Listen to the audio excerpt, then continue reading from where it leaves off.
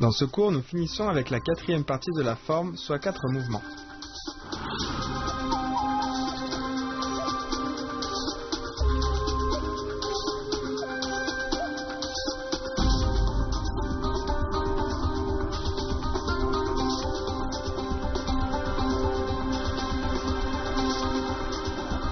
On tire la lance vers soi, on pourfend vers le bas à droite. Reculer et tournoyer. On recule le pied gauche, puis la main gauche empoigne la lance et on recule le pied droit en même temps. On avance en faisant tournoyer la lance et en même temps, on avance en position du demi-cavalier. Bien, je le refais une fois, regardez bien.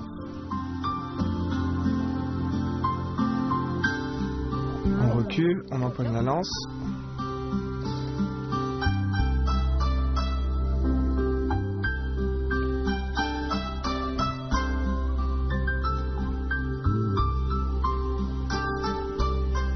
Reculer et tournoyer.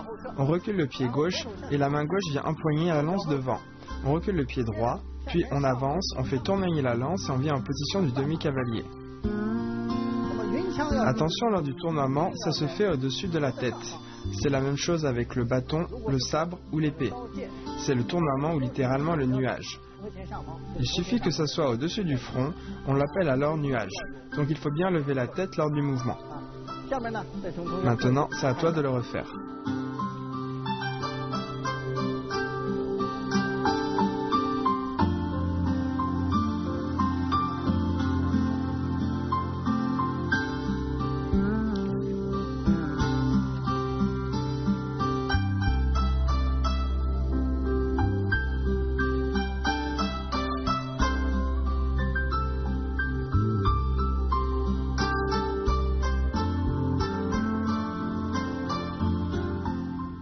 Position du demi-cavalier, barrer, rabattre et piquer. On barre, on rabat et on pique en position de l'arc.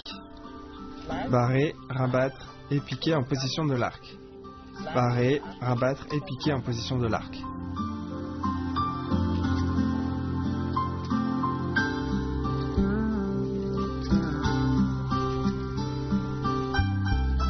Position du demi-cavalier, barrer, rabattre et piquer.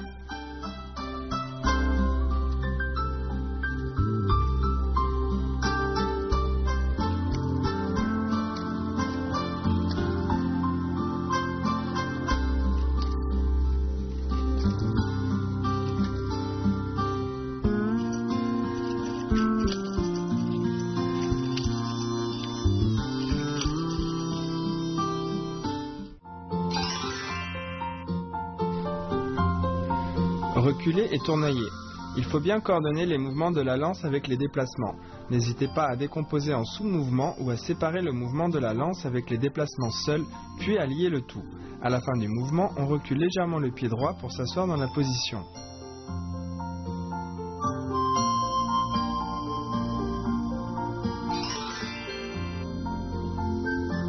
Position du demi-cavalier, barrer, rabattre et piquer. C'est le mouvement de base en lance. Pratiquez-le bien en utilisant le transfert du poids du corps.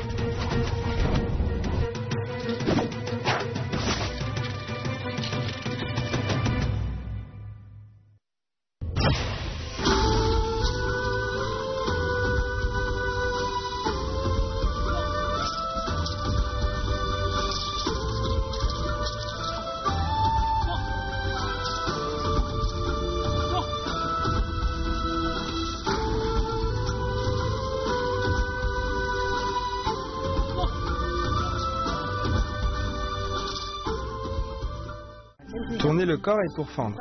On tire la lance vers soi, on tourne le corps à droite et on pique vers le bas à droite.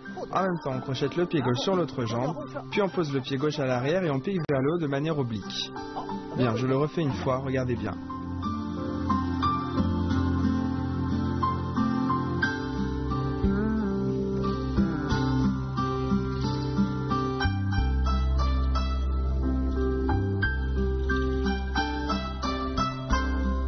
Tourner le corps est pour fendre.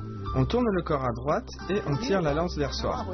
On pourfend vers le bas à droite et en même temps, on crochette la jambe gauche sur l'autre.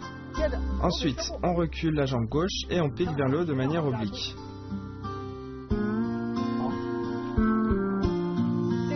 Il arrive souvent de mal faire le crochetage de la jambe. Donc il faut bien tourner le corps et crocheter la jambe en même temps. On doit crocheter de manière stable. Ensuite, on recule le pied gauche et on pique vers le haut.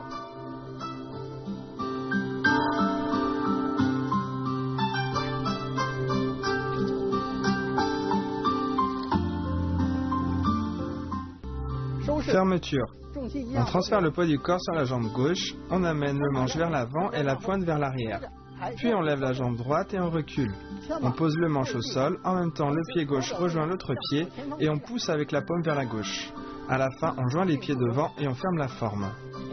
Bien, je le refais une fois.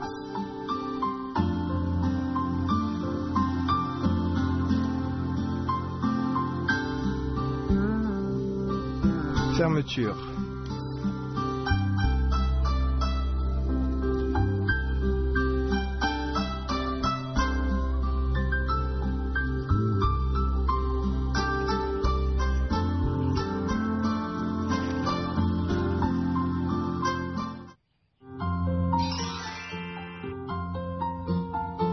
Tourner le corps est pour fendre. Quand on tire la lance au-dessus de la tête, les bras sont tendus, donnant de l'amplitude au mouvement. Pour fendre, finit avec le crochetage.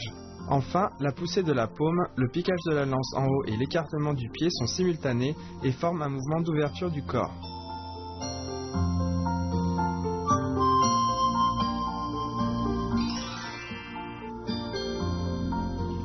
Fermeture. La fermeture est le dernier mouvement de la forme de la lance. Le regard doit bien suivre la lance quand on vient la poser au sol.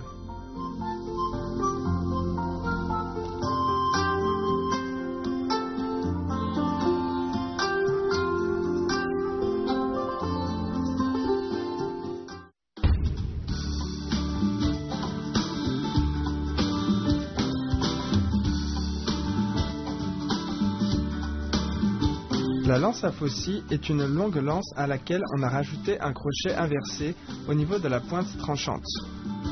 Dans les batailles de l'Antiquité chinoise, on utilisait cette arme principalement contre les cavaliers ennemis. On cherchait à couper les sabots des chevaux combattants pour en faire chuter leurs cavaliers. Les lances à faucille sont apparues à la période des printemps et automnes. À l'époque de la dynastie des Song, l'utilisation de la lance à faucille a atteint son apogée. Dans le roman classique Au bord de l'eau à Liangshan, on utilise la lance à faucille pour écraser les chevaux enchaînés de l'armée des Song.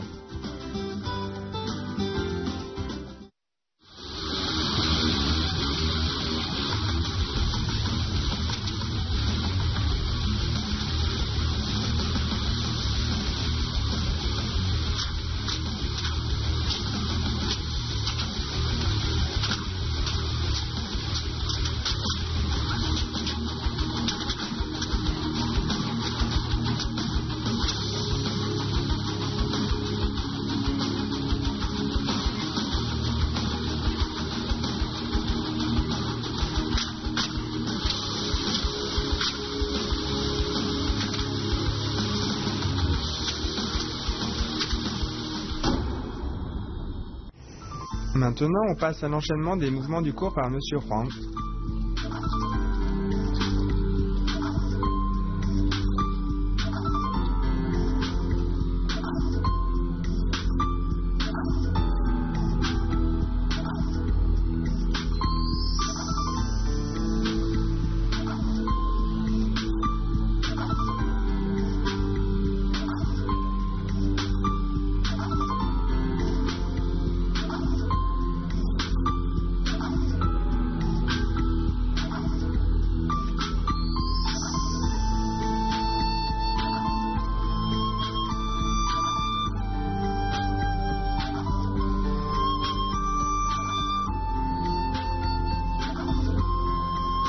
présent, voyons l'ensemble des mouvements des troisième et quatrième parties de la forme par M. Huang.